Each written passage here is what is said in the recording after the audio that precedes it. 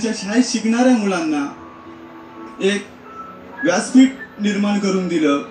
मी पुन्हा पुन्हा आभार मानेन तुमच्या सर्वांचे, ज्याने आमच्या मुलांना इथपर्यंत येण्याची संधी दिली.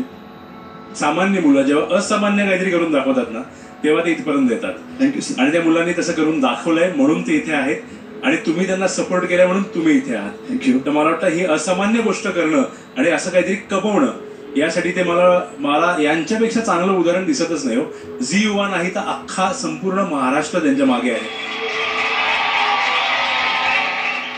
तुमच्या मुलांचा आम्हाला काय संपूर्ण महाराष्ट्राला अभिमान आहे. कारण प्रतिकूल परिस्थितीतून स्वतःला प्रूव्ह करण्यासाठी ही मुलं बाहेरच्या जगात पडली असं म्हणेन मी, कारण मी खूप रिलेट करतो या पोरांना. पण मला म्हणायचं, जेव्हा पहिल्यांदा ही टीव्हीवर दिसली मुलं, तेव्हा आजूबाजूला आपल्या एरियात नातेवाईकांमध्ये काय रिॲक्शन होत्या काय? कारण मी जेव्हा पहिल्यांदा टीव्हीवर दिसलो होतो तेव्हा माझी आई टीव्ही पासून लांब झालीच नव्हती.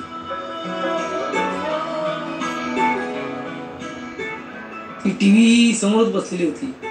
तर ते तुमच्या बाबतीत काय झालं ते मला खूप ऐकायचं, की तुम्ही पहिल्यांदा जेव्हा पाहिलं तेव्हा कसं वाटलं तुम्हाला? मित्रांना सांगितलं तर पहिल्यांदा विश्वास ठेवला नाही मित्रांनी, आणि मग रात्री सिरियल म्हणजे शो बघितल्यानंतर दुसऱ्या दिवशी उत्सुकतेने कौतुक करायला लागले, आणि हे त्यांच्या तोंडून आमच्या मुलांचं कौतुक ऐकून आम्हाला खूप बरं वाटलं.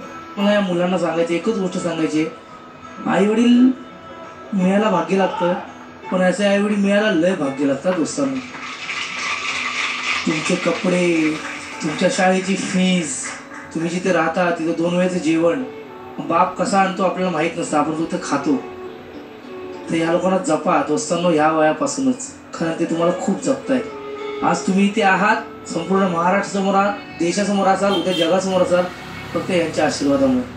त्यामुळे मी तुमच्या सगळ्यांचंच कौतुक करतो आणि थँक्यू. तुम्ही इथे तुमच्या मुलांना ह्या पद्धतीने वावरायला या जगात सोडलंय.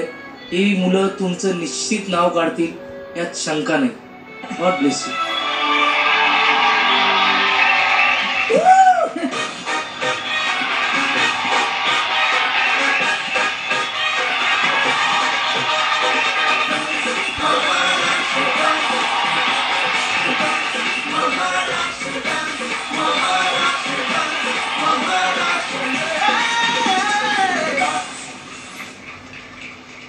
मला असं वाटतं आदित्य, की मी आईंना द्यावं हे. नक्की नक्की.